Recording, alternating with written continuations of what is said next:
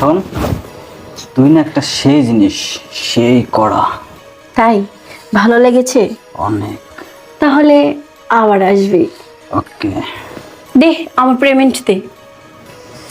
এই নিয়ে 2000 টাকা তোর পেমেন্ট আর 1000 টাকা তোর বকশিস। আহ, টাকার গন্ধে আমার মাথাটা জোশ। আচ্ছা ফুট। ওকে, আবার আসবো।